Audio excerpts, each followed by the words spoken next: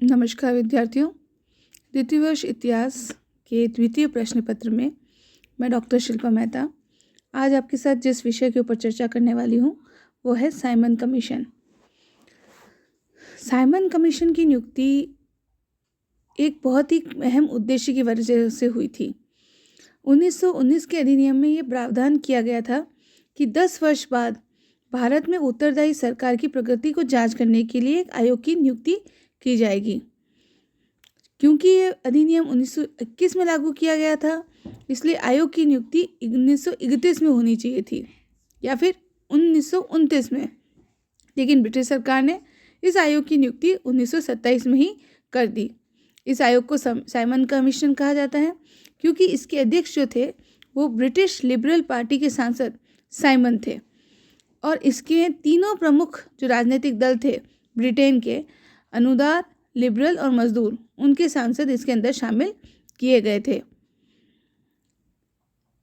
आयोग ने की पूर्व जो नियुक्ति हुई थी उसके कुछ कारण बताए जाते हैं। पहला कारण ये कि भारतीयों ने 1919 के सुधारों में शीघ्र परिवर्तन की मांग की थी, परंतु भारतीयों का इसके विरुद्ध ये विचार था कि 1929 में इंग्लैंड में आम चुनाव होने वाले थे और उसमें मजदूर दल के जीतने की पूर्ण आशा थी।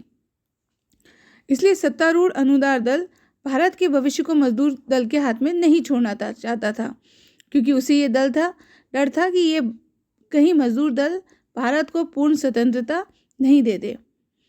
ये जो साइमन कमीशन की जो नियुक्ति हुई थी, इसका प्रमुख उद्देश्य यह था कि ब्रिटिश भारतीय प्रांतों में यह पता लगाया जाए कि सरकार कैसे चल रही है, प्रतिनिधि संस्थाएं कहाँ तक ठीक कार्य कर रही है, शिक्षा की कहाँ तक बढ़ोतरी हुई है और उत्तरदायी सरकार के सिद्धांत को अधिक बढ़ाया जाए या सीमित किया जाए या इसमें अन्य कोई परिवर्तन किया जाए।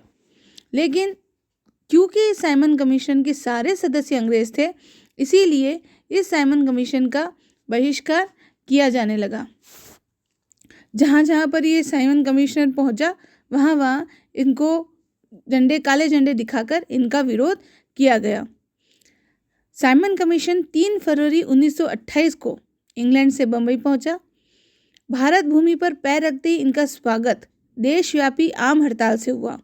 मुंबई में पूर्ण हड़ताल हुई और बहुत बड़ा जुलूस साइमन कमीशन वापस जाओ के नारे लगाते हुए निकाला गया, जिसमें मजदूरों और विद्यार्थियों ने बड़े उत्साह के साथ हिस्सा लिया। जब कमीशन लाहौर पहुंचा तो वहां लाला लाजपत राय के नेतृत्व में विशाल जनसमूह ने उनके खिलाफ प्रदर्शन किया। पुलिस ने जुलूस पर लाठियों और डंडों की वर्षा की। स्वयं पुलिस अधिकारी सैंडर्स ने लाला लाजपत राय पर लाठी से सख्त प्रहार किए, जिसके कारण लाला जी को सख्त चोटें आई और कुछ दिनों बाद उनका देहांत हो गया। इससे राष्ट्रीय आंदोलन पर वज्रपात हुआ। इस घटना के बाद क्रांतिकारी भगत सिंह और अन्य क्रांतिकारी बहुत ही क्रोधित हो गए और भगत सिंह और चंद्रशेखर आजाद ने मिलकर सैंडर्स को मौत के घाट उतारकर राष्ट्रीय अपमान का बदला ले लिया। जब कमीशन लखनऊ पहुंचा तो पंडित जवाहरलाल नेहरू और गोविंद वल्लभ पंत के नेतृत्व में लोगों ने इसका विरोध प्रदर्शन उनके द्वारा किया गया। यहाँ पर भी पुलिस ने बेरहमी से जो जुलूस था, जो लोग थे, उनके पिटाई उनके द्वारा की गई, जिसमें नेहरू और पंत को भी गहरी चोटें आई थी। पटना में भी कमीशन के विरुद्ध प्रदर्शन किए गए। कलकत्ता में सुभाष चंद्र बोस के नेतृत्व में कांग्रेसियों और तथा मजदूर किसान संघ पार्टी ने इसका खिलाफ प्रदर्शन किया। इस प्रकार सब तरफ पूरे देश में इसके खिलाफ विरोध प्रदर्शित किया गया।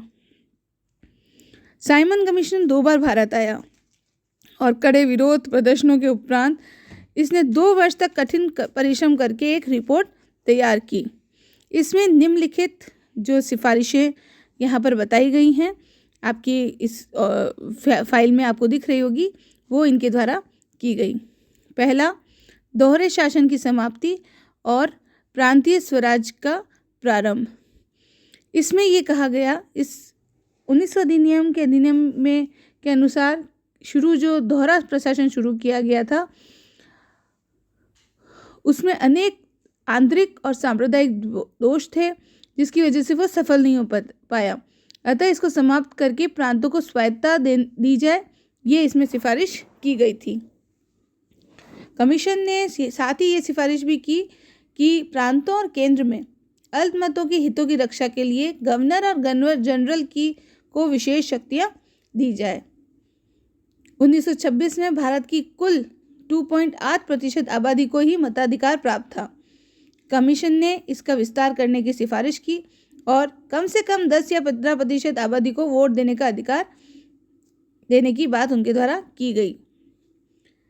कमीशन ने शक्तिशाली केंद्र सरकार की आवश्यकता पर बल दिया और केंद्रीय विधानमंडल को केंद्रीय सरकार पर नियंत्रण करने की शक्ति न देने का सुझाव उनके द्वारा दिया गया। अगला जो उनके द्वारा सुझाव दिया गया था वो था प्रांतीय विधानमंडलों का विस्तार। इसमें उन्होंने ये अनुशंसा की कि अधिक महत्वपूर्ण प्रांतों में 200 से लेकर 250 सदस्य तक शामिल किए जाने चाहिए प्रांतीय विधानमंडलों में, और इसमें सरकारी अधिकारियों को न रखा जाए और सरकार द्वारा नामजद गैर सरकारी अधिकारियों की संख्या विधानमंडलों की कुल संख्या के 10वें भाग से अधिक नहीं हो।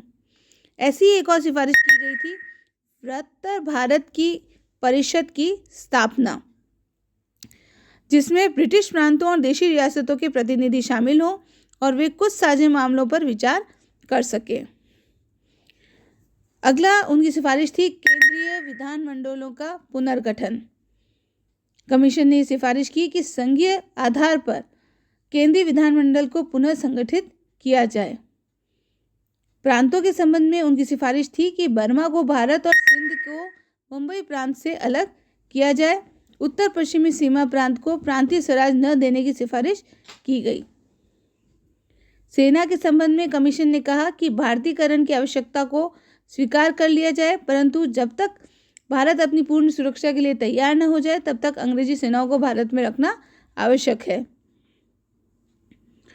कमीशन के अनुसार भारत सचिव को परामर्श देने के लिए भारत परिषद को कायम रखा जाए और इसकी शक्ति कम नहीं की जानी चाहिए। अंतिम जो इनकी सिफारिश थी वो था नया संविधान।